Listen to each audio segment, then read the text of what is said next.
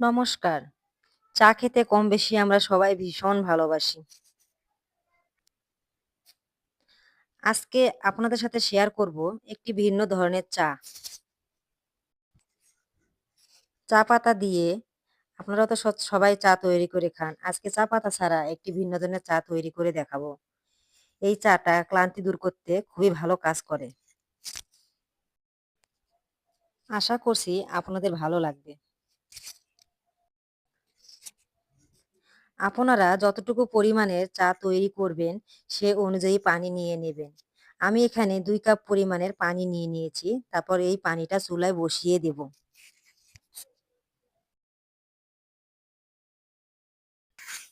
এখানে চায়ের পানিটা যত ভালোভাবে ফুটবে, চাটা খেতে তত স্বাদ লাগবে। এই চাটা স্বাস্থ্যের জন্য খুবই উপকারী। ঠান্ডা লাগলেও চাটা তৈরি করে খেতে পারেন। এখানে আমি তেজপাতা দিয়ে দিলাম।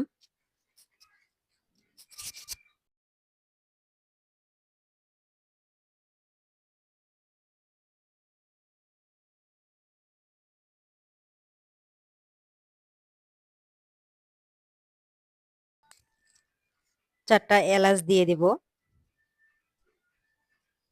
দিয়ে পানিটা খুব ভালোভাবে গরম করে নিব।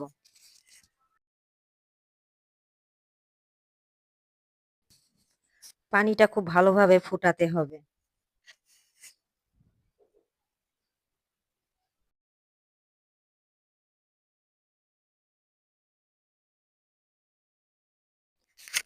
পানিটা যখন খুব ভালোভাবে ফুটে যাবে তখন দিয়ে দিব আদা। আদা দিয়ে পানিটা আরো ভালোভাবে ফুটিয়ে নিব।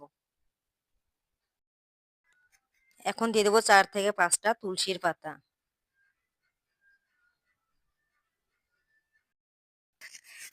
আজকে আপনাদের সাথে একটা টিপস শেয়ার করি।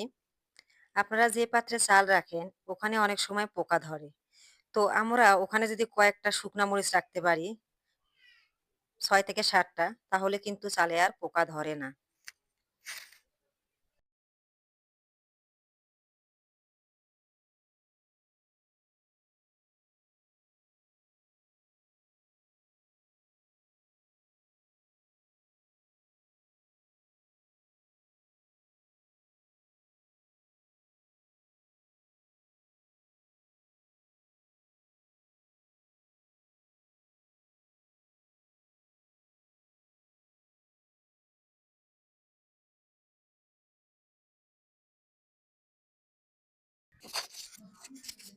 এই চাটা খেতে খুবই টেস্টি।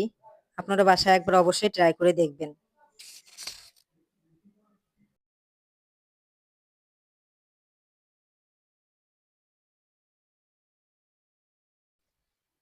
এখন দিয়ে দেব অপরাজিতা ফুল। ফুলটা দিয়ে খুব ভালোভাবে ফুটিয়ে নিব হালকা আছে।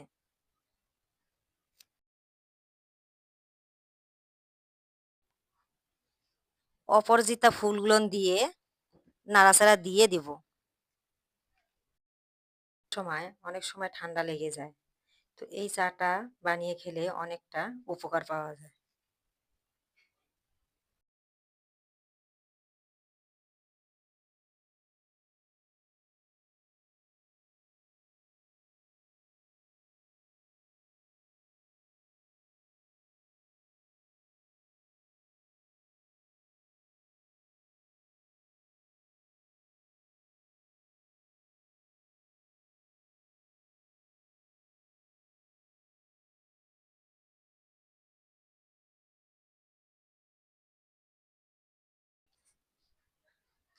চার রংটা অনেক সুন্দর হয়েছে।